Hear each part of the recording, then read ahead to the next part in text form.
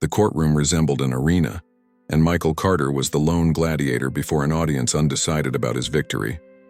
Each step he took toward the podium echoed as if defying the prejudiced silence. Sweat beaded on his forehead, not from nervousness but from pent-up anger, from the injustice pulsing through his veins.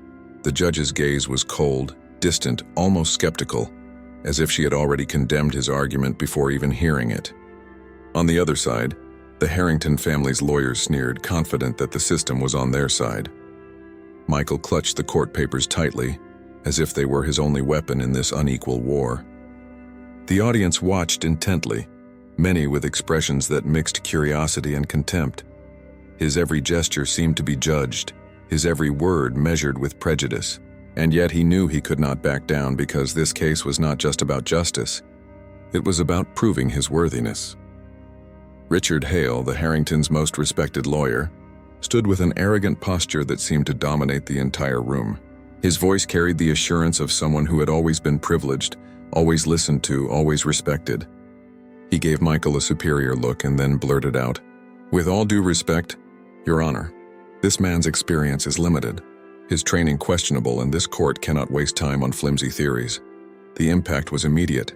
Muffled laughter erupted among those present, as if mocking someone's pain were permitted. Michael kept his face impassive, but inside his heart burned. He remembered sleepless nights studying by candlelight, remembered his mother telling him that education would be his weapon against prejudice. Richard's attack wasn't just against his career, it was against his entire history. And in that moment, Michael decided he wouldn't let himself be crushed by cruel smiles. With a firm voice, Michael responded, surprising even the judge, who hadn't expected such courage. "If the defense wants to discredit my record, then they should stick to the facts, not my skin, my neighborhood, or my clothes." The sentence hung in the air like a silent bomb. The Harringtons shifted uncomfortably, realizing the audience was now truly paying attention. Richard tried to maintain his composure, but the arrogance on his face cracked. The previously indifferent audience began to divide.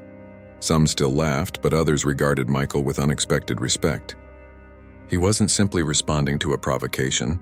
He was challenging an entire system. Every word echoed like a cry against centuries of exclusion. In that moment, the black lawyer made it clear that he wasn't an intruder in this courtroom. He was a fighter. And the Harringtons were beginning to realize they had made a grave mistake in underestimating him. Murmurs continued to spread throughout the courtroom, as if every glance were a silent sentence against Michael Carter. He stood erect, but inside he felt the weight of every muffled laugh. The prejudice wasn't just explicit in Richard Hale's words. It was also in the uncomfortable silence, the air of distrust that hung over his presence. The Harrington family, seated in the front row, wore expressions of disdain, as if it were an affront that someone like Michael would dare represent them in a legal dispute. They would never accept a black lawyer as an equal, and this was evident in the gaze of Catherine Harrington, the matriarch, who crossed her arms coldly. Michael took a deep breath, trying to shield himself from the hostile atmosphere. Every movement he made seemed to fuel the feeling that he was out of place, like an intruder in an exclusive club that would never accept him. Still, he knew he had to resist because if he backed down, he would lose more than just a case. Richard took advantage of the tension in the air to launch another blow, this time more subtle, but even more cruel. "Your Honor, notice how this lawyer insists on turning facts into melodrama," using emotion to compensate for his lack of experience. The words were laced with venom, painting Michael as incompetent, incapable of dealing with the objectivity of the law. The audience reacted with giggles and ironic looks as if Richard had just confirmed what many already thought. Michael bit his lip, feeling anger boil over, but managed to remain calm. He knew that if he got carried away, he would lose credibility. Instead, he adjusted his glasses and said, "What you call melodrama, I call humanity. Law without humanity is nothing more than a weapon of oppression." A momentary silence fell over the room, followed by bewildered expressions. For the first time, some were forced to reflect on the weight of their own laughter. But prejudice was relentless, and every pause was an opportunity for another veiled attack. A young intern on the Harrington team whispered something and laughed loudly, looking directly at Michael as if he were a sideshow. The court security guards, always alert, watched him suspiciously as if waiting for him to lose control. The pressure was immense, almost suffocating. Michael, however, remembered his mother's words. Never forget where you came from, because that's where your strength comes from. He closed his eyes for a moment and imagined his childhood, the narrow hallways of the poor neighborhood where he grew up, the smell of simple food and the hope of better days. That memory rekindled his resolve. When he opened his eyes, his voice came out stronger, more determined. He knew he was being tested not just as a lawyer, but as a human being, and he was willing to prove that he would not be broken by contempt. When the trial adjourned for recess, Michael Carter walked heavily out of the courtroom. The hallway seemed even longer and more suffocating than when he entered. People discreetly moved away from him, some with looks of pity, others with looks of contempt. The isolation was palpable, as if he carried in his skin and in his simple suit a stigma that made him invisible and, at the same time, a constant target of judgment. He tried to sit on a bench outside, but soon 2 younger lawyers stood up, chuckling softly as if his presence were too uncomfortable to bear. Michael felt his chest tighten, the loneliness becoming stronger than any argument he could make in court. The prejudice wasn't just in the proceedings, it was in every detail, in every gesture, in every calculated departure. And yet he had to resist, because he knew that to retreat would be to give reason to all who wanted him defeated. Across the aisle, Catherine Harrington watched his every move with calculated coldness. In her eyes, she could tell Michael was nothing more than a disposable pawn in a larger game. To her, he wasn't a lawyer, just a low-level employee who ironically had been thrust onto this stage. When Richard Hale approached to speak to her, Catherine let out a bitter smile. "He won't last 2 more hearings," she said quietly, but audibly enough for Michael to hear as he passed. The comment struck him like an arrow, but he didn't stop to react. He pressed on, carrying the burden of being constantly underestimated. The pain was intense, but there was also a flame growing within him, fueled by every cruel word he received. He didn't show it, but deep down he swore he wouldn't let Catherine have the last laugh. In the break room, Michael tried to seek solace, but found only indifference. Other lawyers were chatting animatedly, but as he approached, the silence fell like a heavy curtain. A young clerk left a cup of coffee on the table next to him, but when Michael reached for one, the man discreetly removed it, as if unwilling to share anything with him. The isolation was almost suffocating, and for the first time that day, Michael felt his confidence waver. He looked in the mirror over the small sink and saw not just a lawyer, but a man carrying centuries of rejection reflected in his eyes. "Do I really belong here?" he wondered silently, as he washed his face to disguise the tears that insisted on falling.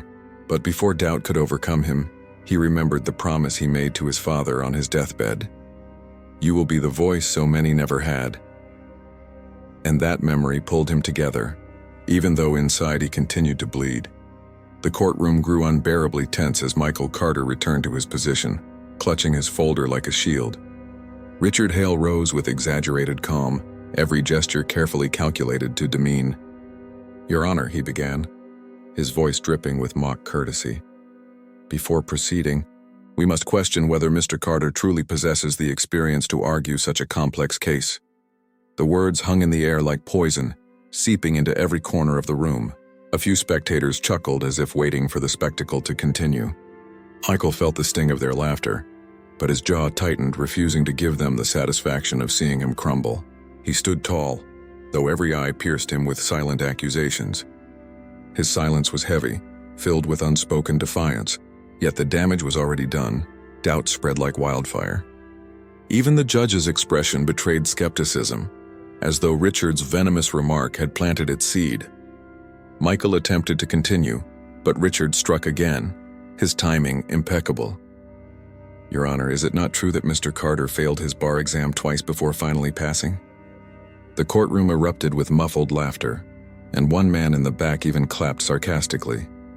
Michael's face flushed hot, his humiliation now public and undeniable. He could feel the shame crawling under his skin, threatening to suffocate him. But he refused to look away, refused to bow his head. "Yes," he said firmly, his voice echoing louder than the ridicule.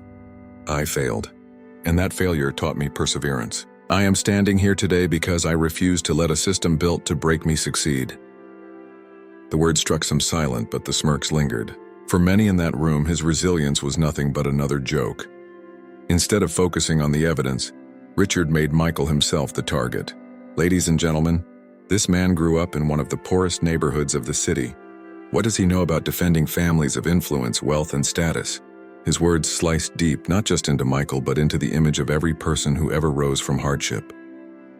The Harringtons watched smugly, Catherine Harrington in particular wearing a satisfied smirk as if she had orchestrated the attack herself.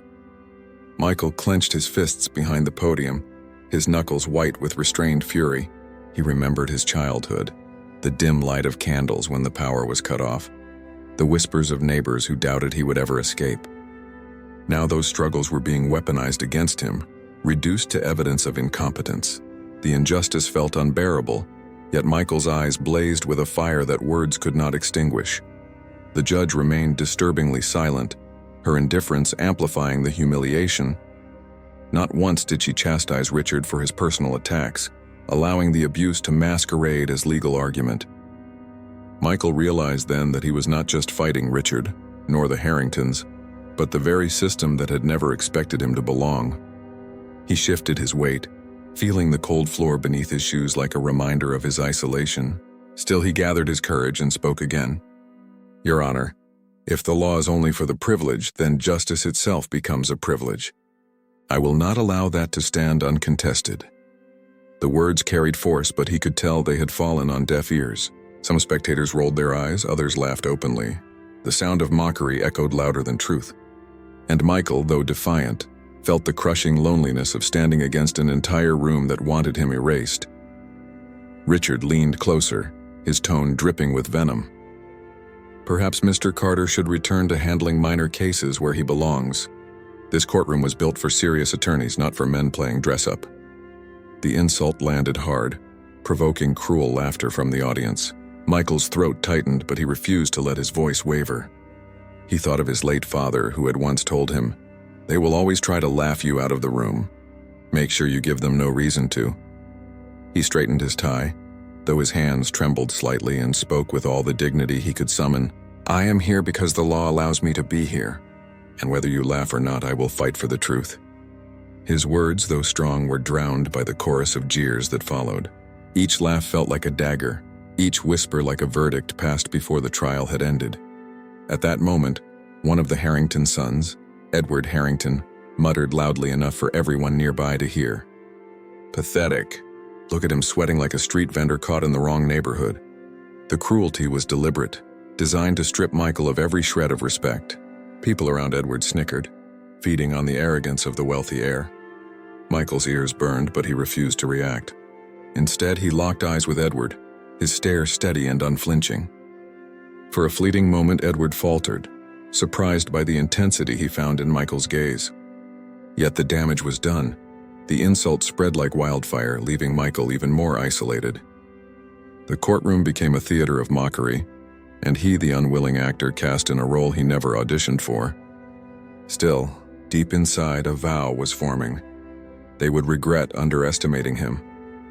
When Michael attempted to cross-examine the witness, Richard cut him off again, objecting before he could finish a single question.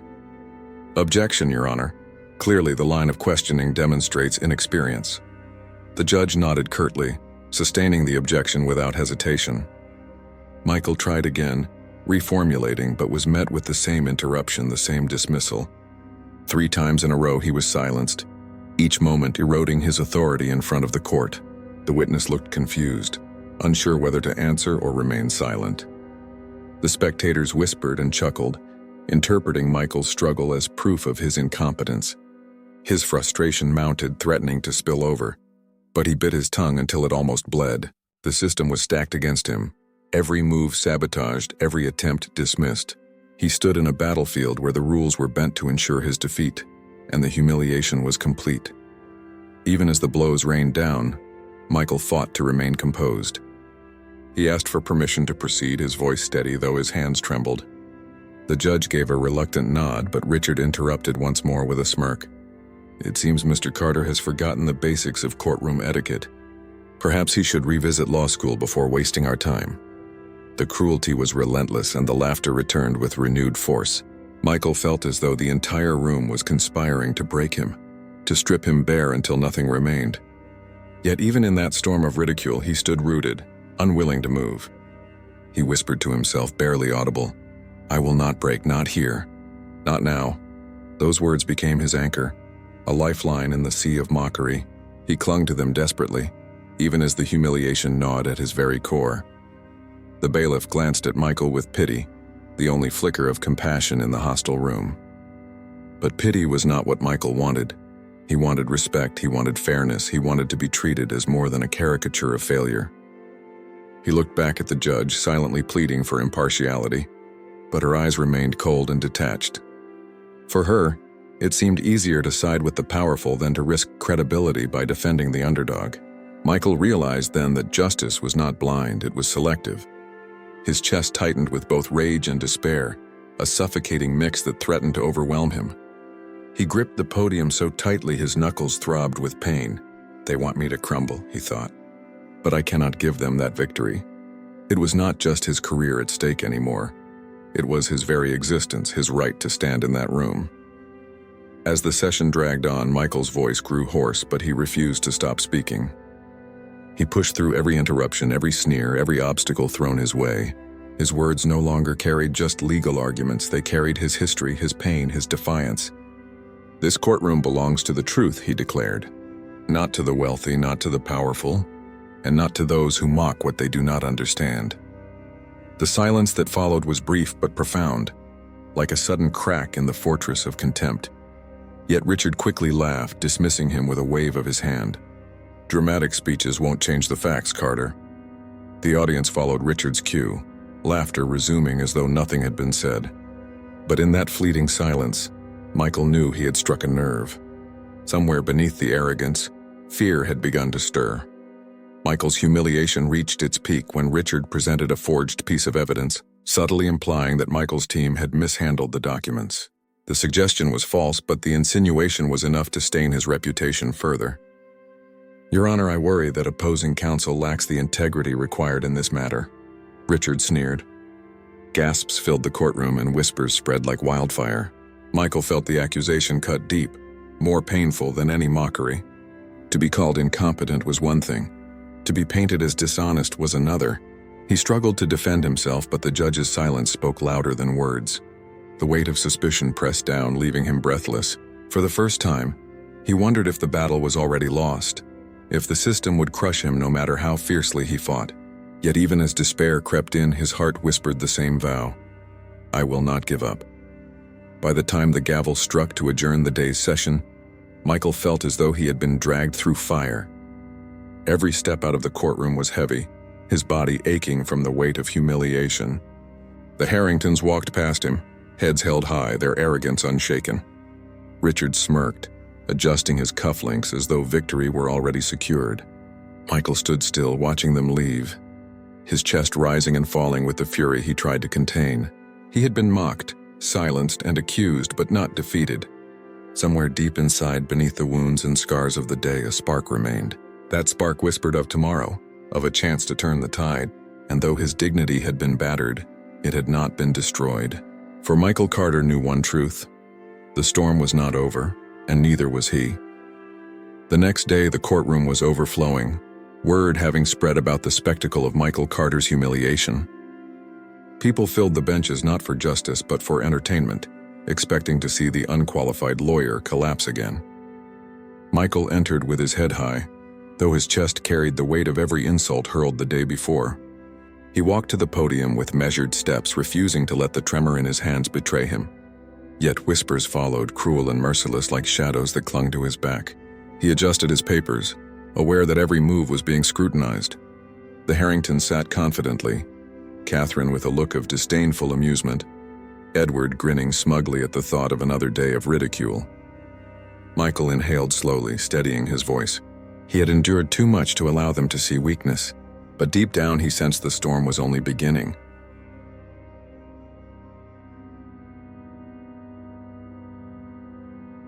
Richard Hale wasted no time striking. "Your Honor, before we begin, I must again raise concern regarding the conduct of opposing counsel. Yesterday, Mr. Carter struggled to form coherent questions and was repeatedly sustained in objections. Today, I fear more valuable time will be wasted." The courtroom erupted in laughter. the sound of mockery bouncing off the marble walls. Michael's jaw tightened, his heart pounding in his ears. He opened his mouth to respond, but the judge raised her hand. "Mr. Hale's concerns are noted," she said, her tone cold. The implication was clear. The court itself now doubted him. Michael swallowed hard, his throat dry, but forced his voice to steady. "Your Honor, I am here to present evidence, not to entertain insults. If I am silenced, the truth will remain buried." His words fell heavy, yet were drowned once again by laughter. When Michael called his witness to the stand, Richard objected instantly, claiming procedural errors. The judge, without hesitation, sustained the objection. Michael tried again, rephrasing carefully only to be interrupted once more. Each time he spoke, Richard's booming voice cut him off, and the judge sided with him. The witness, visibly uncomfortable, looked to Michael for guidance, but Michael was powerless. Every attempt to defend his client was crushed before it began. The audience watched with cruel delight, enjoying the spectacle of his silencing. For Michael, the humiliation was unbearable. It was as though his very presence invalidated the truth he carried. He felt his credibility crumbling before their eyes piece by piece until he stood naked in a sea of scorn. His voice shook as he tried again, but the gavel slammed, silencing him completely. He was being erased in real time. The Harrington family's power became more blatant as Edward Harrington whispered to a friend, loud enough for others to hear. "See? He's nothing but a clown in a suit." The remark provoked more laughter, spreading like wildfire through the benches. Michael turned his gaze toward Edward, his eyes burning with restrained fury. He wanted to shout, to strip away their arrogance with the truth he held in his hands. But the courtroom was not his ally. It was their stage. Richard smirked, basking in the power of humiliation, confident the trial was already won. Catherine watched with icy satisfaction, her lips curving into the faintest smile. To her, Michael was not a lawyer but an inconvenience, a reminder of the walls her family believed unshakable. Michael clenched the podium, his knuckles white, whispering to himself, "Hold on. Endure. Your time will come." But inside, his soul screamed against the injustice. The climax of cruelty arrived when Richard presented a falsified document, claiming it originated from Michael's team. "This, Your Honor, shows negligence and possible misconduct," Richard declared triumphantly. Gasps filled the room, followed by whispers that cut deeper than knives. The implication was devastating. Not only was Michael incompetent, he was corrupt. Michael's chest tightened, his breath shallow as he scanned the paper. He knew it was fabricated, but the judge's expression suggested doubt had already settled in her mind. "Do you deny this came from your office?" she asked, her tone laced with suspicion. Michael's voice cracked slightly as he answered, "Yes, Your Honor. That document is a lie." But the damage was done. The seed of dishonesty had been planted, and the crowd relished the spectacle. The humiliation was no longer about incompetence. Now his integrity itself was under attack. Michael's client looked at him with panic, the trust in their eyes beginning to waver. That cut deeper than any insult, for trust was the foundation of his work. He wanted to assure them, to promise that truth would prevail, but the weight of the room silenced him. Richard smirked, sensing blood in the water.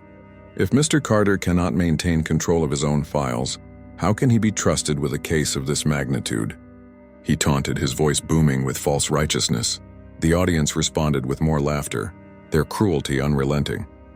Michael stood frozen, a storm raging within him. He wanted to scream, to tear down the lies, but every path was blocked. The system, the people, even the law seemed aligned against him. In that moment, his fight felt impossibly heavy, as though Atlas himself bore the weight of injustice on his shoulders. His humiliation reached its zenith when the judge announced a temporary suspension of his ability to present further evidence until an internal review could be conducted. The room erupted in chaos, the laughter turning into open mockery. Michael's hands trembled as he gripped the podium, his dignity slipping through his fingers like sand. The Harringtons exchanged triumphant glances, as though the trial had already ended in their favor. Edward leaned back, whispering to his mother, "We told you he'd break." But Michael had not broken. He had been silenced. And that silence burned worse than any insult. His voice, his truth, had been stolen from him by a system that pretended to honor justice. He lowered his head briefly, not in defeat, but in mourning for the fairness he had hoped to find. The air itself felt heavy, suffocating, filled with contempt. Even as the judge's gavel echoed, Michael refused to step away. "Your Honor," he said, his voice trembling yet resolute, "justice cannot be delayed for the sake of comfort. Every second wasted is another second truth is buried." His words cut through the noise, forcing silence for a fleeting instant. But Richard quickly laughed, mocking his defiance. "Such dramatics. This is not a stage, Mr. Carter." The audience followed with cruel laughter once again, drowning out Michael's plea. His heart pounded with rage, the fire inside nearly breaking through. He wanted to expose the Harrington secrets, the very reason they feared him, but he was bound by procedure. That cage of rules held him captive even as injustice tore him apart. He stood motionless, swallowing the bitter truth that he had been shackled not by failure, but by a system designed to silence men like him. Tears threatened to fill his eyes, but Michael fought them back with all the strength he could muster. He would not give them the satisfaction of seeing him cry. Instead, he closed his eyes for a moment, breathing deeply, summoning the memory of his mother's voice. "Dignity is not what they give you, Michael. It is what you refuse to let them take." He opened his eyes again, steel replacing the vulnerability. Though his body trembled, his spirit stood unbroken. Richard might have the court's favor, the Harringtons might have their wealth, but Michael had something they could never buy: the truth. And while they mocked and laughed, he silently vowed that when the moment came, he would strike with precision. The humiliation would be temporary, the reckoning would be permanent. For now, he endured, but his endurance was a weapon in disguise. The court recessed and Michael stepped outside, the weight of the day crushing his shoulders. Journalists swarmed, microphones thrust toward him, questions dripping with condescension. "Do you think you're in over your head?" one asked. "Should you step aside and let a more capable attorney handle this?" Another sneered. Michael forced a smile, though his chest ached. "I am not stepping aside," he replied firmly. "This case is about truth, and truth deserves a voice." The reporters exchanged glances, some rolling their eyes, others smirking. Michael walked away, his steps heavy but determined. He knew the storm was not over. In fact, it was only growing. Every insult, every laugh, every attempt to silence him was fuel. And though the world had witnessed his humiliation, they had also witnessed something else, a man who refused to be erased.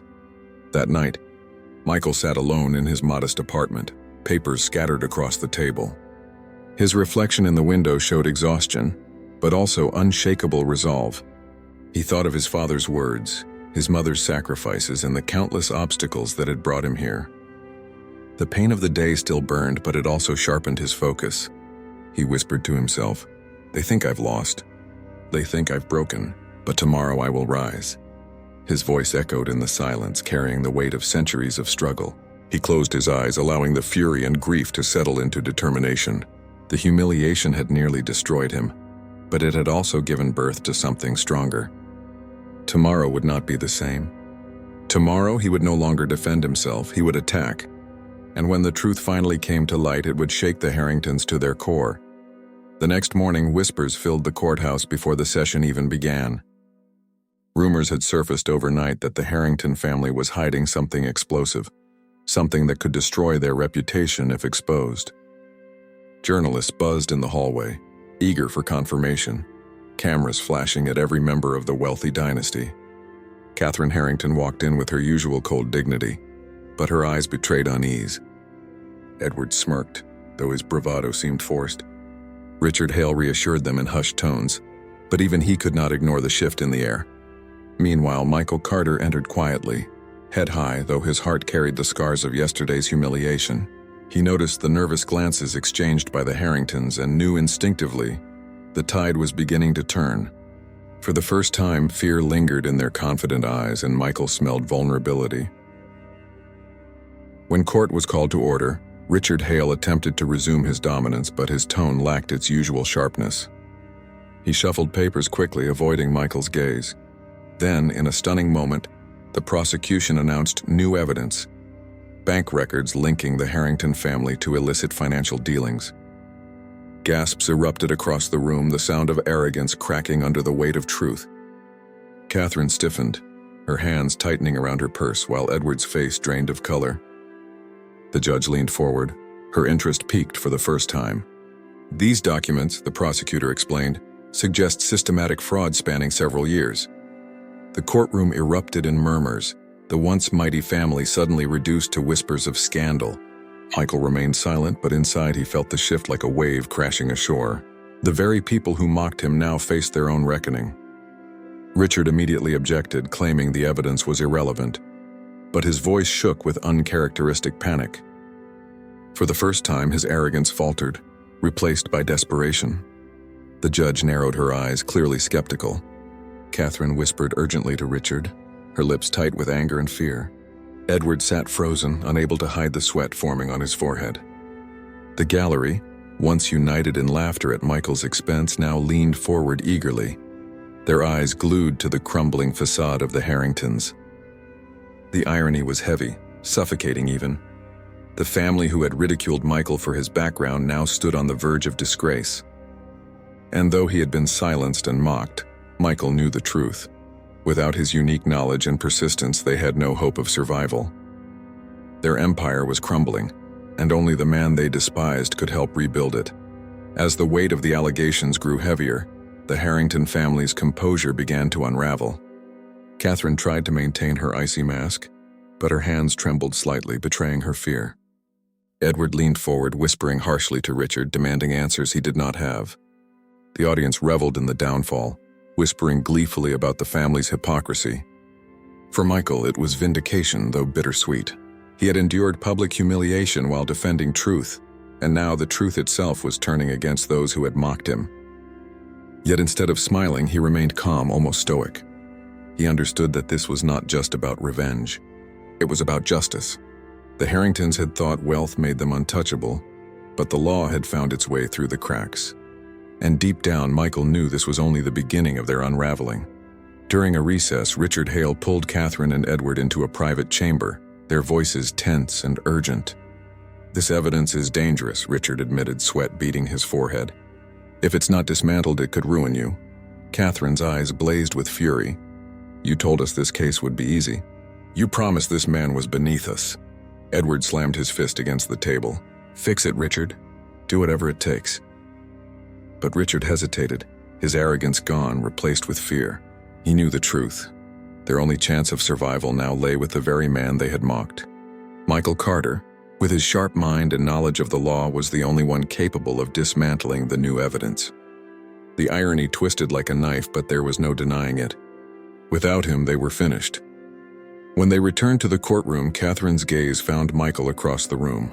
For the first time, her cold disdain wavered, replaced with reluctant acknowledgement. Michael met her eyes, unflinching, his expression unreadable. He knew what was coming, and he would not make it easy for them. The Harringtons were cornered, their reputation bleeding out before the public eye.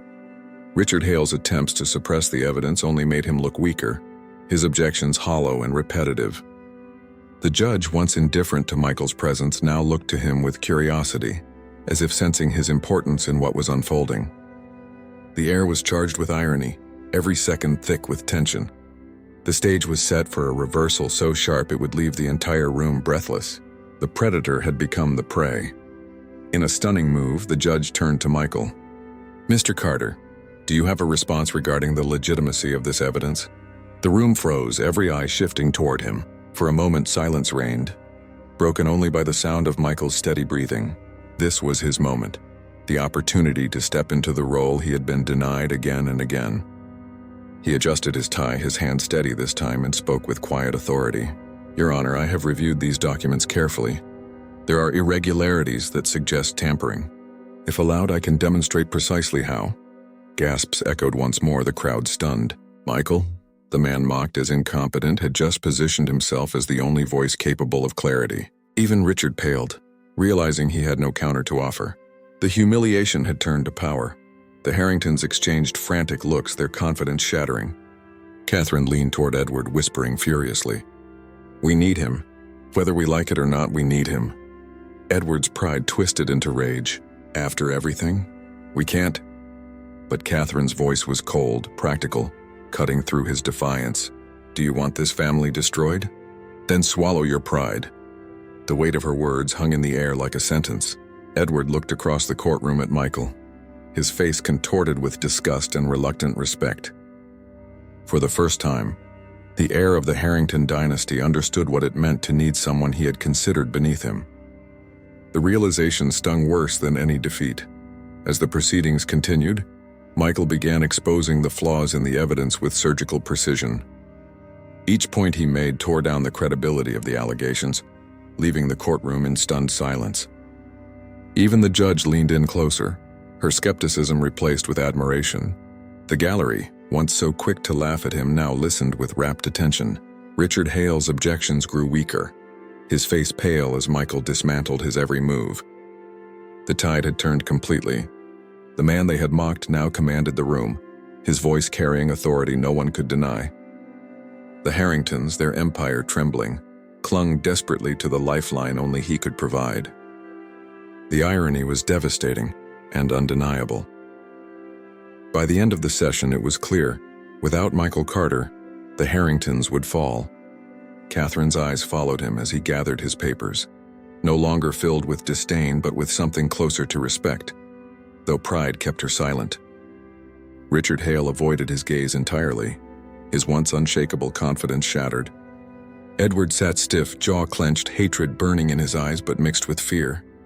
The courtroom buzzed with murmurs, the story spreading quickly. The man humiliated was now the man holding all the power. Michael walked out of the courtroom not as a victim, but as a force no one could ignore. The tables had turned and everyone knew it. That evening, as the Harrington family sat in their private mansion, tension filled the air like smoke. Catherine broke the silence with words that tasted like ash in her mouth. "We have no choice. We must ask him to defend us." Edward recoiled, his pride wounded beyond repair. "You can't be serious," he hissed. But Catherine's eyes were cold steel. "I am serious. Without Michael Carter, we are finished." The truth was brutal, undeniable. The family that had laughed at him, humiliated him, treated him as less than human now needed him to survive. And somewhere in the city, Michael Carter prepared himself, not for revenge, but for justice. The reckoning had arrived. That night, Michael Carter sat in his modest apartment, the city lights flickering outside the window like restless stars. His desk was cluttered with documents, every page a battlefield he had fought to master, though exhaustion tugged at his body. But then he remembered his mother's words. "Justice is not revenge. Justice is truth." He took a deep breath, grounding himself in dignity. If he chose to help them, it would not be for their sake. It would be for the sake of the law, for the sake of proving that he could not be broken. When court resumed, Michael stood tall, his voice steady and commanding. Every spectator leaned in, no longer laughing, no longer mocking, but listening intently. He dismantled the fraudulent claims piece by piece, exposing lies with precision and clarity. Each sentence struck with the weight of truth, leaving Richard Hale pale and trembling. The judge, who once dismissed him, now regarded him with respect, even admiration. The Harringtons sat in silence, their faces masks of shame as the man they had ridiculed became their savior. Michael did not gloat, did not smile, did not taunt. His strength came not from humiliating them, but from proving his worth beyond doubt. The courtroom had shifted. Michael no longer begged for a place, he had claimed it. Richard Hale tried one last desperate objection, his voice faltering. "Your Honor, Mr. Carter is dramatizing." But the judge cut him off sharply. "Enough, Mr. Hale. Mr. Carter has the floor." The courtroom gasped, the balance of power permanently altered. Michael pressed on, his arguments clear, concise, undeniable. With every word, the Harringtons' defense became less about wealth and more about survival. Edward's face burned crimson with shame, his arrogance stripped away while Catherine bowed her head in silence. Michael had done what no one believed he could. He turned the courtroom into his stage, not for theatrics, but for truth. His humiliation had been transformed into triumph. The echoes of laughter were replaced by silence, reverence, and shock. By the end of the session, the evidence against the Harringtons had been discredited. The judge commended Michael's meticulous analysis, acknowledging him publicly for his expertise.